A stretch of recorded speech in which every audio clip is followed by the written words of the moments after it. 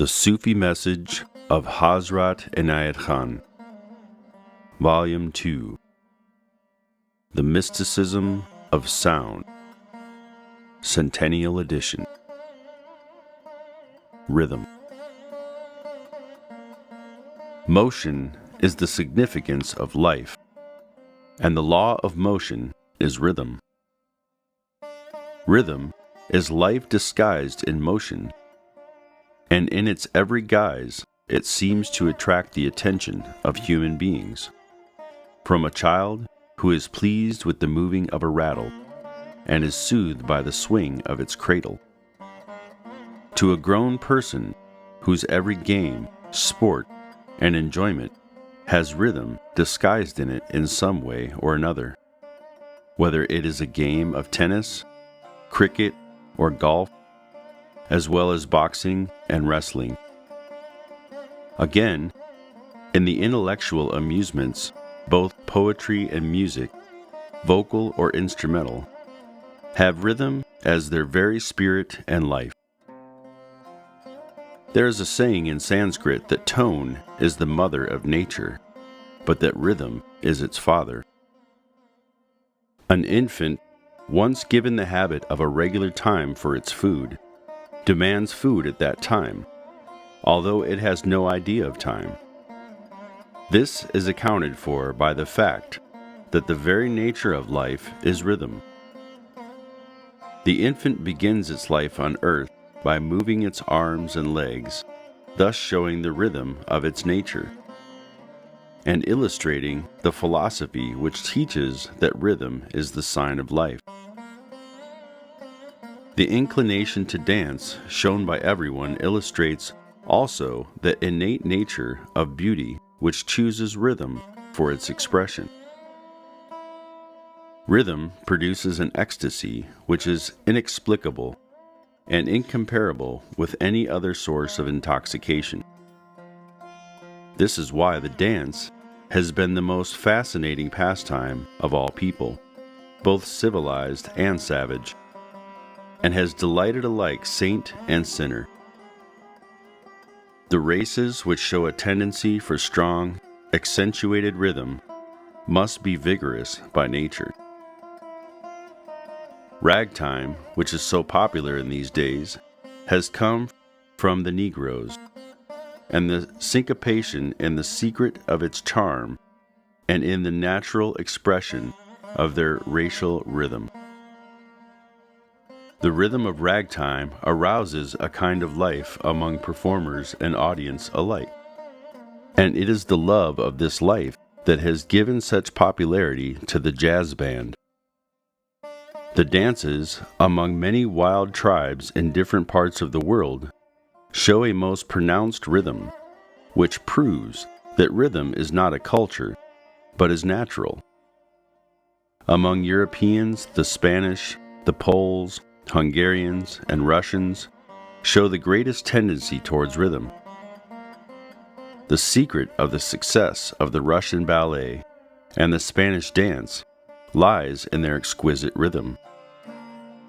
Among the Asiatic races, the music of the Mongolians is chiefly based on rhythm, it being more pronounced than melody in their music. In Turkish and Persian music, rhythm is also pronounced, and among the Arabs, the variety of rhythms is very vast. In India, however, the culture of rhythm has reached perfection. An expert musician in India improvises a melody, keeping the same time throughout the whole improvisation. In order to become a master musician in India, one must master thoroughly not only raga, the scale, but also tala, the rhythm. Indians as a race are naturally inclined to rhythm. Their dance, Tandav Nrit, the dance of the South, is an expression of rhythm through movement. In the Hindu science of music, there are 5 different rhythms which are generally derived from the study of nature. Chatusra, the rhythm of 4 beats, which was invented by the Devas or divine being. Tisra, the rhythm of 3 beats, invented by rishis, the saints. Khanda, the rhythm of 5 beats, invented by the Rakshasas. Misra, the rhythm of 7 beats, invented by the people. And Sankirna, the rhythm of 9 beats, invented by the commercial class. Mahadeva, the great lord of the yogis, was the dancer of Sandab Nrit, and his consort, Parvati, danced the Las Nrit. The traditions of the Hindus have as most sacred record the mystical legend of their Lord, Sri Krishna, as dancing with the gopis. The story relates how Krishna, the charming, youthful lord of the Hindus, was moving among the dwellings of the cowherds, and every maiden attracted by his beauty and charm asked him to dance with her. He promised every maiden that asked him that he would dance with her on the night of the full moon.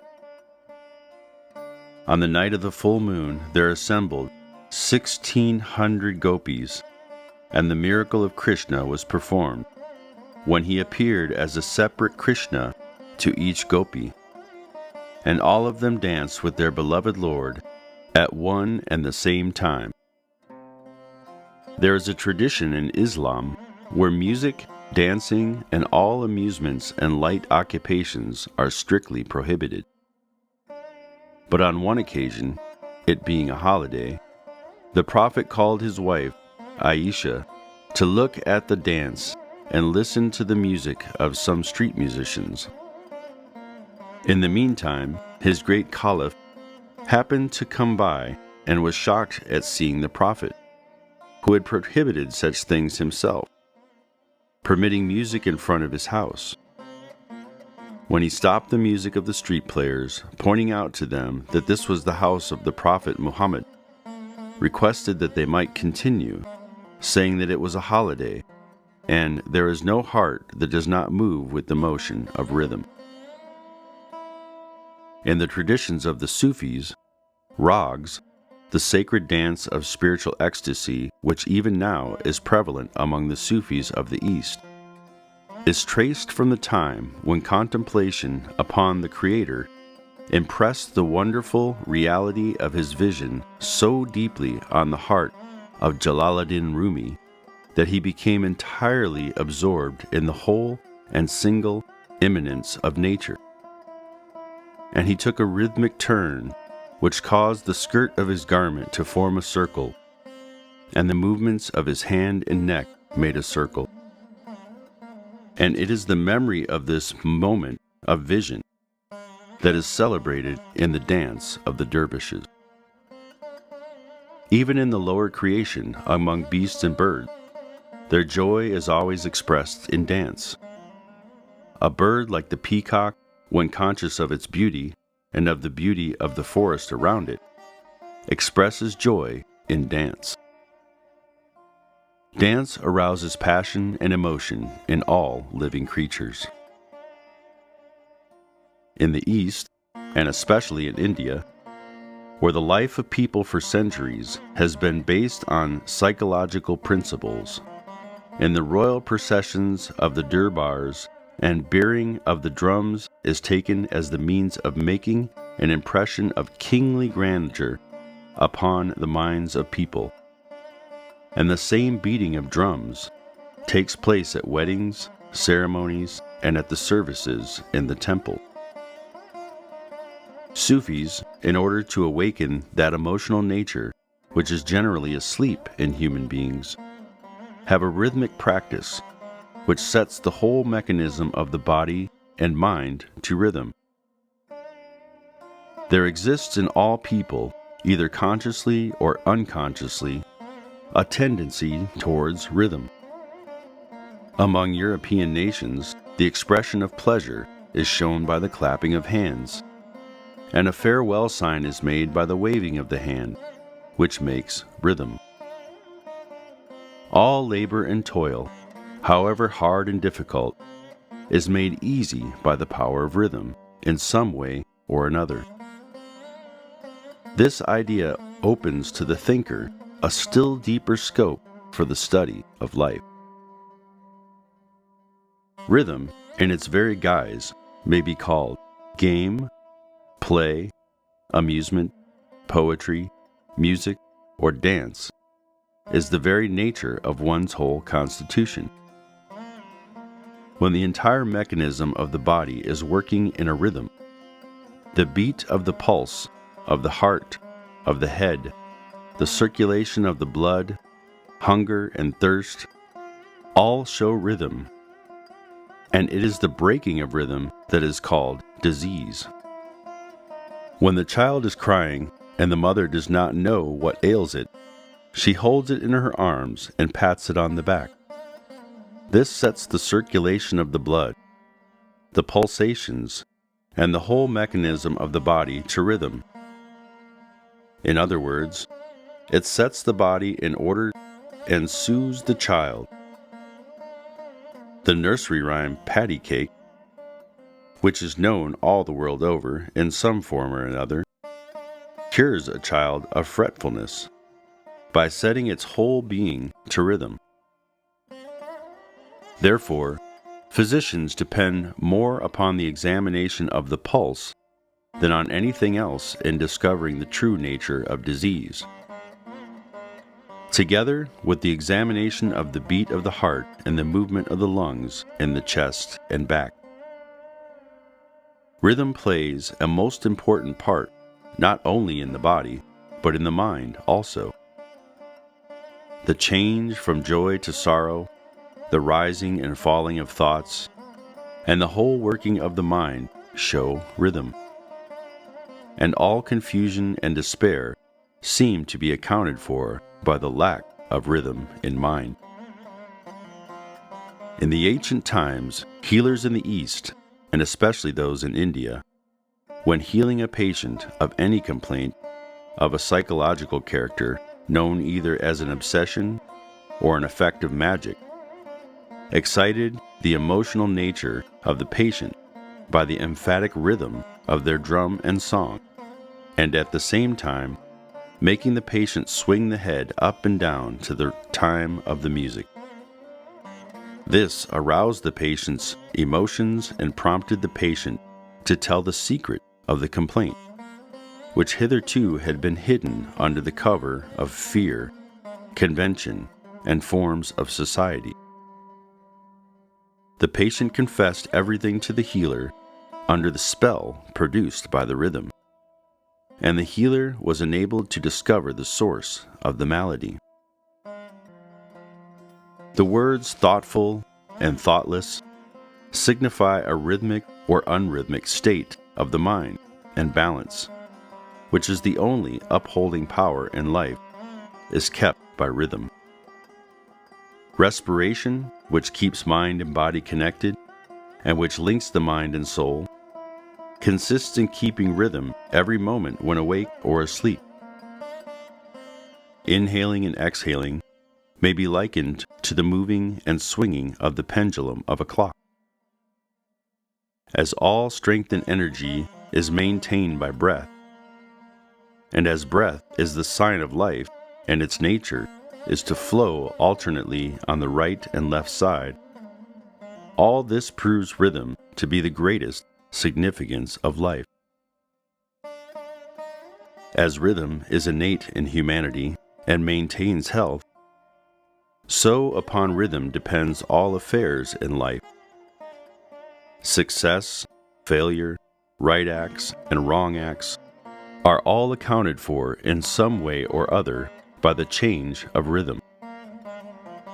The instinct of flying in the bird is a rhythmic movement of the wings, and it is the same tendency of rhythmic contraction which makes the fish to swim and the snake to glide. A keen observation shows that the whole universe is a single mechanism working by the law of rhythm. The rise and fall of the waves, the ebb and flow of the tide, the waxing and waning of the moon, the sunrise and the sunset, the change of the seasons, the moving of the earth and of the planets, the whole cosmic system, and the constitution of the entire universe are working under the law of rhythm. Cycles of rhythm, with major cycles and minor cycles interpenetrating, uphold the whole creation in their swing. This demonstrates the origin of manifestation, that motion has sprung from the still life, and every motion, as a necessity, must result in a dual aspect. As soon as you move a stick, the single movement will make 2 points, the one where it starts and the other where it ends, the one strong and the other weak, to which a music conductor will count 1, 2.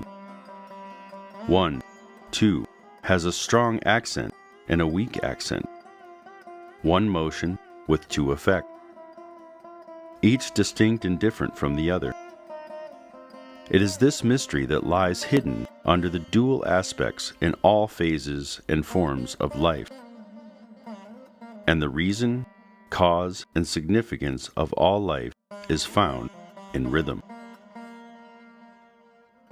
There is a psychological conception about rhythms used in poetry or music, which may be explained thus: that every rhythm has a certain effect, not only upon the physical and mental bodies of the poet, or on the one for whom the poetry is written, upon the musician, or on the one to whom the song is sung, but even upon the life's affairs. That is to say, the belief is that it can bring good or bad luck to the poet or the musician, or to the one who listens. The idea is that rhythm is hidden under the root of every activity, constructive or deconstructive, so that on the rhythm of every action the fate of the affair depends. Expressions used in everyday speech, such as "he was too late," or "it was done too soon," or "that was done in time," all show the influence of rhythm upon the affair. Instances such as the sinking of the Titanic and the amazing changes that took place during the late war, if keenly studied, can be accounted for by rhythm working in both mental and physical spheres. There is a superstition among Indians that when somebody present yawns, someone else who is present must either snap the fingers or clap the hands. The hidden meaning of this is that the yawn is significant of the slowing down of the rhythm, and that by clicking the fingers or clapping the hands, one is supposed to bring the rhythm up to its original state. A Muslim child, when reading the Quran, moves the head backward and forward. This is properly supposed to be a respectful bow to the sacred words that are read, but, psychologically speaking, it helps the child to memorize the Quran by regulating the circulation, making the brain a receptive vehicle. And when filling a bottle, one sometimes must shake it in order to make more room. This also may be seen when a person nods the head in accepting an idea, or shakes it when the person cannot take it in. The mechanism of every kind of machinery that works by itself is arranged and kept going by the law of rhythm. And this is another proof of the fact that the whole mechanism of the universe is based on the law of rhythm.